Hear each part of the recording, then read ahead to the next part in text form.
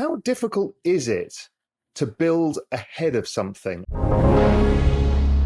How difficult is it to build ahead of something as opposed to something that's happening? I mean, obviously, you guys are very big in the institutional space, but you kind of have to build a business. What I'm trying to get to is this cyclicality you talked about. It's really hard building businesses for the future in a volatile asset class. How do you guys think about that? It's an interesting product challenge when you think about our product roadmap and making sure, the lesson from startup life is have a plan for the world you see, not the world you want. And it's easy to have a plan for the world you want. The world we see is one where there are lots of institutions that are activating already and building for them and their use case in the here and now while making sure we're generalizing so that we announced last year a partnership with Aladdin and BlackRock, and the needs of that echelon of client are a little bit different, and we need to be building for that, but we can't be so far ahead of the world we see that we're not building a viable and sustainable and financially sound business also. So that's a tricky balance to strike. But I think what's important, and I think the benefit that we have as a company, and one of our superpowers actually, is we have a lot of people who have a good first principles understanding of what those customers want, but also deep crypto knowledge to understand what's happening in the here and now. And I think the combination of those cultures and those skills and so forth is a really unique blend for Coinbase, and something that I think sets us apart from a lot of people in crypto who have one or the other, but not both. And I think that's part of how we achieve that balance, is making sure that we're really paying attention to what's happening in crypto, but also thinking about the needs of the institution that needs controls and all of those things to really activate. Is that fair, would you say? Totally. I think the most important thing that happened that helps us answer this question is actually a little bit of luck in terms of when we really went after building the institutional business. And we were able to piece together custody, prime, smart order routing, financing, the beginning of derivatives, futures.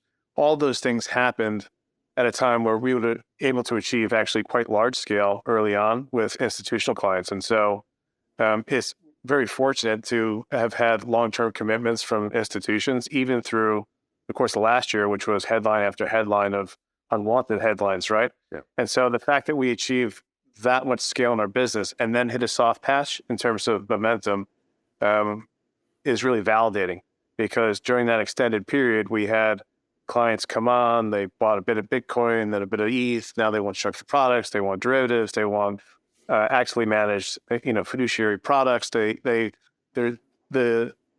a big demand coming, a pull from clients to actually continue for us, investing and delivering product.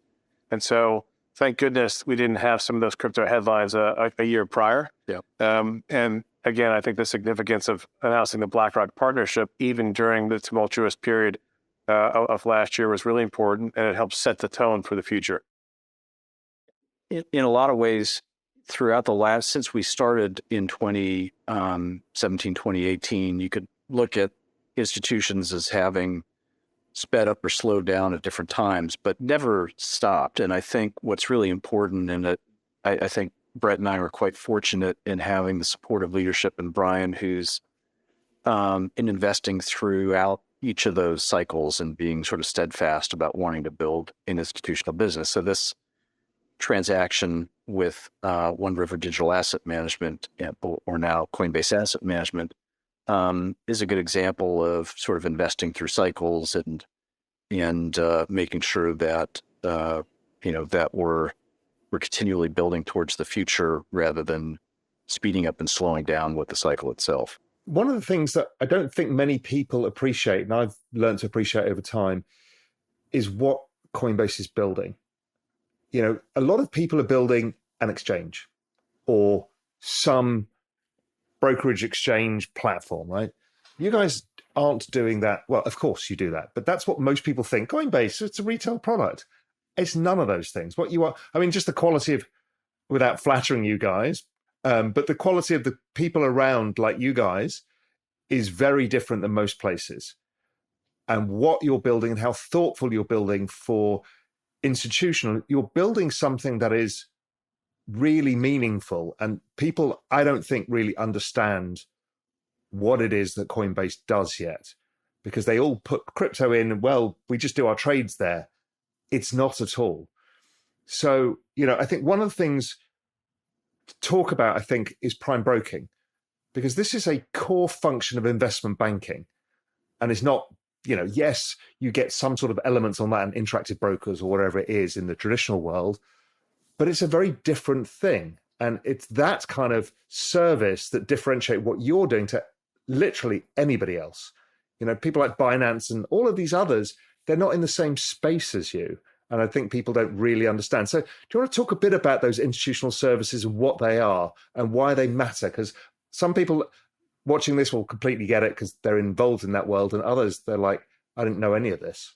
Well, why don't you give it a crack in the box? Sure. Yeah. I think that's right. I think that we zooming all the way out, just because I do think, to your point, that Coinbase is often called a crypto exchange. And I do think that sort of doesn't really describe what we do. So we have obviously a very large retail business, an institutional business, and what we call our developer business, which is where we take a lot of these things, make wallets and so forth available to other third parties. Think of like the AWS strategy of Amazon, for example.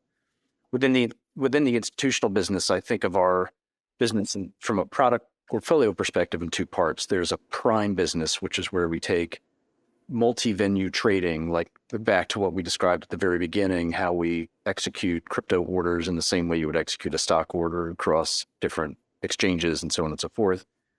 Custody and financing in a proper sort of prime brokerage offering with the ability to do spot margin and in shorting and those kinds of things, all wrapped together in an integrated product, and then together with staking and governance and sort of native on-chain activities. But importantly for the institutions, in an integrated way and as a platform.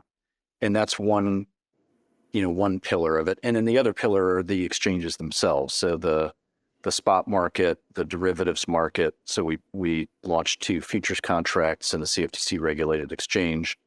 And I think of those, we've organized ourselves that way because on the one side, the brokerage part of this wants as much liquidity as it can, a straight through financing experience similar to what you'd get at an investment bank when you're doing prime brokerage, and really deep sort of custody expertise.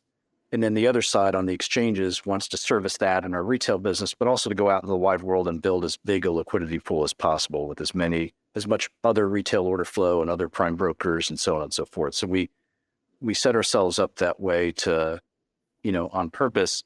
How do you, just a question about prime broking, because it's a financing business per se, and it's a capital efficient financing business for institutions and particularly funds. You must have found that periods of time, because you're a US regulated entity, you're more conservative by nature in how you think about things, because you come from this world, and this is a very volatile asset. So the kind of leverage you offer is going to be very different to, let's say, what FTX or somebody else was doing. So you probably find, my guess is all the business comes to you now, but at different points, and we've seen this in investment banking, Deutsche Bank comes into the market, underprices everybody. For 5 years, we deal with that. And then somebody blows up a book and it all comes back again because, there's a correct price.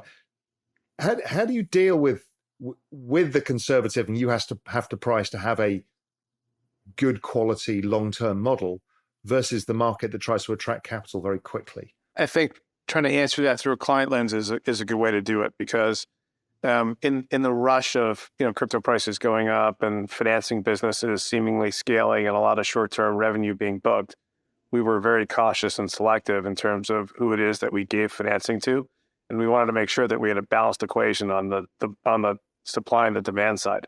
And so we never intended to be able to always be the place that would always lend through periods of volatility. So selective on credit counterparty risk and making sure that maybe venture funds, for example, or long-term holders of illiquid assets. And on the other side, we may, lend those tokens, those illiquid tokens, for short-term trading use cases, but very selectively. Hey visionaries, thank you for tuning in. For more free crypto content like this, head over to realvision.com/crypto. You'll get early access to the most brilliant minds in the space to cut through the noise, get in-depth analysis, and get you ahead of the curve with unbiased insights.